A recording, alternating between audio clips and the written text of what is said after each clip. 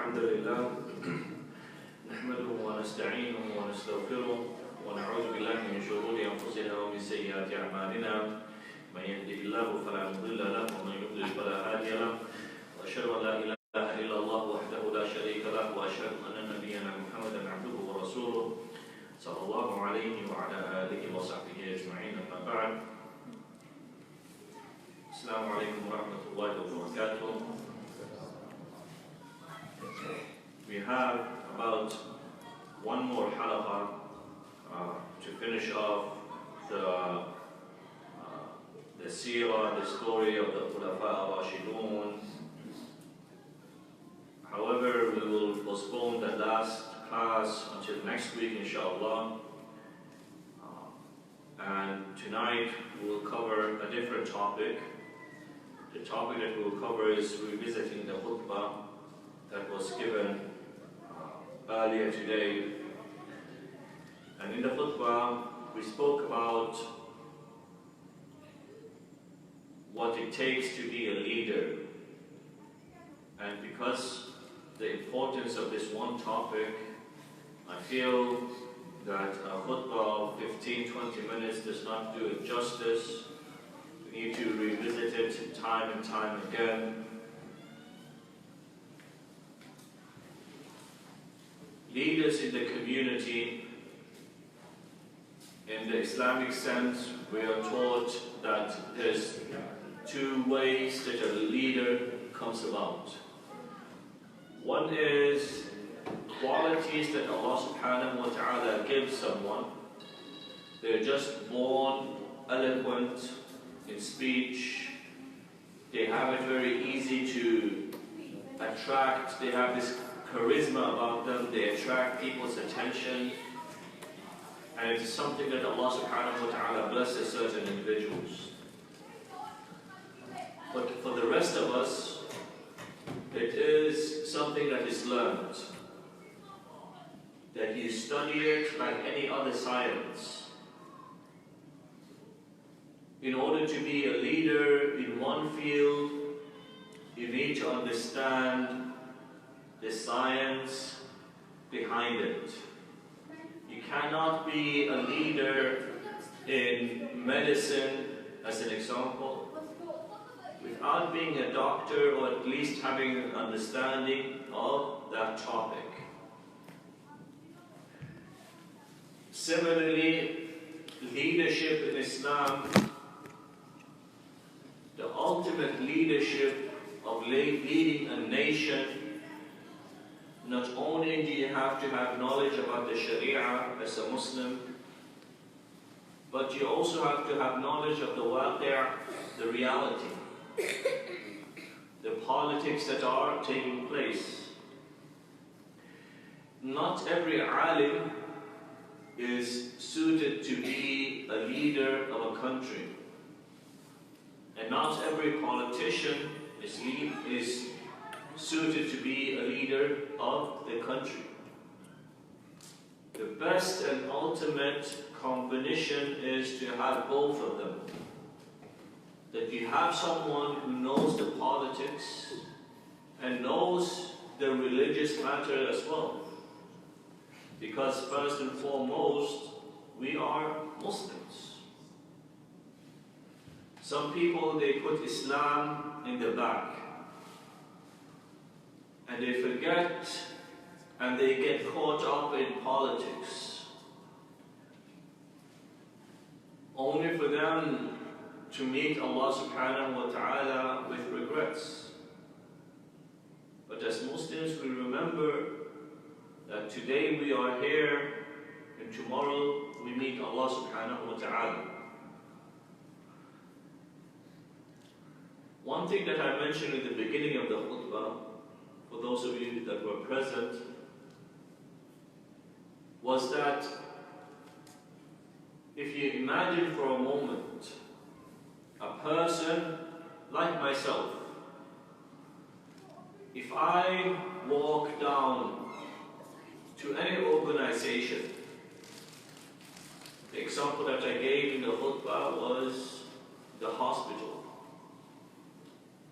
If I walk down to Royal Jubilee, and I say I want to be part of the Lajna, I want to be part of the management, and I will pay whatever is required. And then you do so, and you become the person who dictates to the doctors and to the surgeons what they should do. Anyone from amongst us would object to that. Why? Because you would ask, what knowledge does this person have? What qualification does this person have? In order for you to advise doctors, in order for you to advise surgeons, you need to have a little bit of understanding of what they're going through. A little bit of understanding of the medicine itself. But if you as an outsider is taking this stance, you might bring more harm than benefit.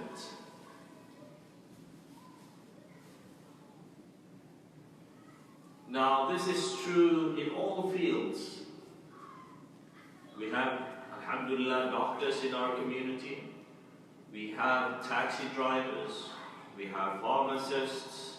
We have people who are self-employed. Many different types of people in the community. But if anyone comes to you and tries to tell you what to do in your field, the first question you will ask is, what experience do you have? How well do you understand this field? And if the person tells you, you know what, I don't have much experience, then you will tell them, please follow the lead. And the problem that we have, unfortunately, as Muslims today is that the religion has become fair play, it has become fair ground for everyone. A person says, I am Muslim and I speak Arabic. Just an example. I am Muslim and I speak Arabic and I understand the Arabic language, so I can speak on religious matters. And we've seen this with our own two eyes. And this causes more problems than benefit for the community. Because if all of a sudden everyone speaks on religious matters, instead of having one united voice on one matter, what ends up happening? You have 10 different voices, all trying to be heard. And imagine if you are someone from the outside community that is looking at the Muslim community. I want to speak to the Muslim community. Does such a person not get confused? If you have so many different voices, so many different people speaking all at the same time. And my point here in this short halaqah is not to point fingers. Because if you start pointing fingers, then you have to know that you yourself have shortcomings. And people will point fingers back at you. But we need to have this discussion as a community. The reason why we are not moving forward is because every single person is pulling in their own direction. And we need to address the elephant in the room.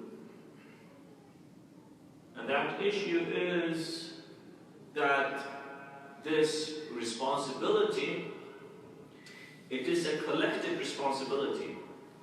Allah subhanahu wa ta'ala will ask us, whether you are the imam or you are a board member or you are just a community member, Allah subhanahu wa ta'ala will ask us. But within the politics that is happening, we tend to forget that the masjid is a masjid. The masjid is a place of worship. وَأَنَّ الْمَسَاجِدَ لِلَّهِ فَلَا تَدْعُوا مَعَ اللَّهِ أَحَدًا. That the masjid it belongs to Allah subhanahu wa ta'ala. It does not belong to the imam. It does not belong to other people. It belongs to Allah subhanahu wa ta'ala, and it is a place where Allah subhanahu wa ta'ala is remembered. Yet in order to run a masjid in the best way possible, you need to have people who understand the matter. And what is the matter? The matter is the religion. And again, we've had so many community members, so many people who have stepped up time and time again. And may Allah subhanahu wa ta'ala reward all of them. Everyone is trying to do their best.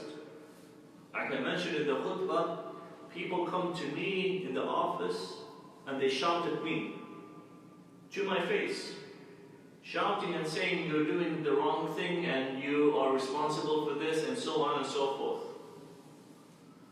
But part of being a leader is having a thick skin.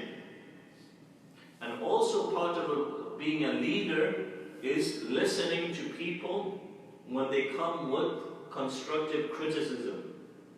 If they tell you this is wrong, then you listen to them. Why am I wrong? On what basis? And you have that discussion. But I feel that the way forward for the community as a whole is for us to look into people in the same way that we look into the next imam who is leading this community. I'm speaking on my own experience. When I came to this community in 2015, I went through interview after interview. My credentials were checked time and time again by the head office, the BCMA, by the branch here in Victoria, and there was a lot of scrutiny that went into it. Why? Because it's the right thing to do. If you're going to have an imam come to a community, you want to make sure. I was flown out by the community to lead Trawih for a few days and give a halaqah and khutbah. And based on that, the community made a decision. And my point here is there's so much scrutiny when it comes to appointing an imam. And there needs to be the same scrutiny when it comes to appointing people who are in charge of the community. And again, I do not want people to twist and turn my words.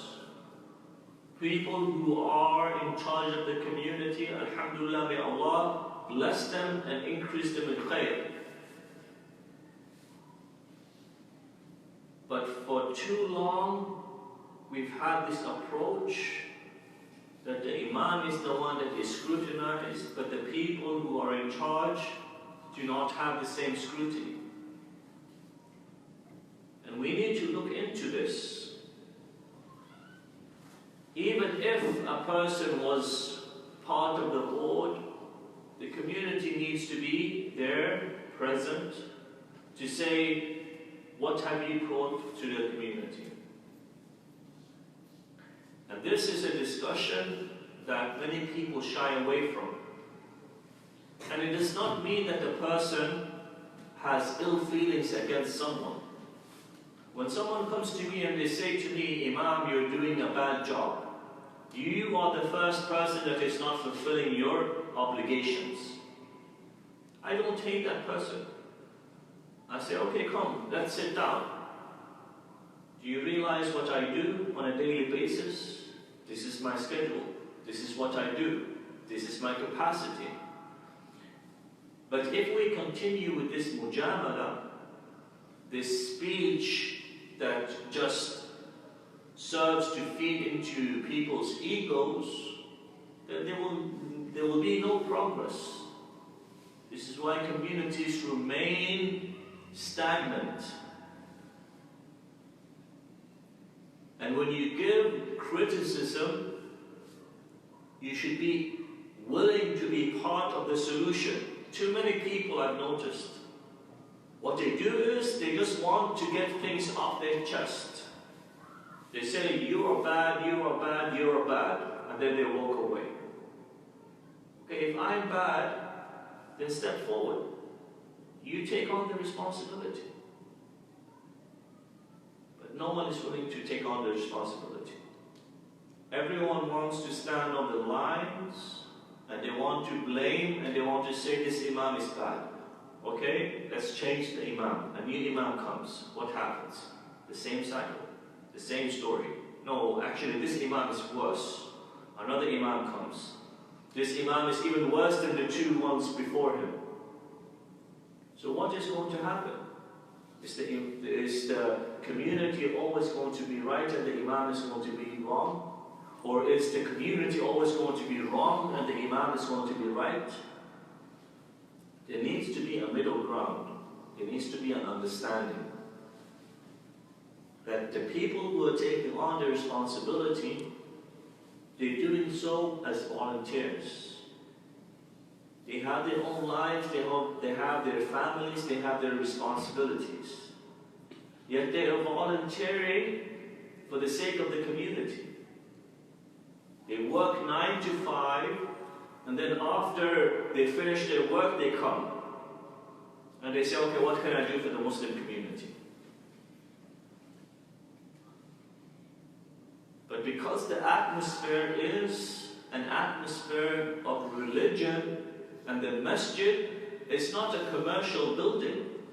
It's not a place of membership. It's not a place where you pay your dues and then you come and you start speaking on religious matters. If you have people who take care of the maintenance of the masjid, then alhamdulillah, this is how it's supposed to be. Even at the time of the Prophet ﷺ, you had men and women who used to clean the masjid, who used to take care of the masjid. But whenever it came to the religious matters of what to do within the community, the Prophet ﷺ was involved.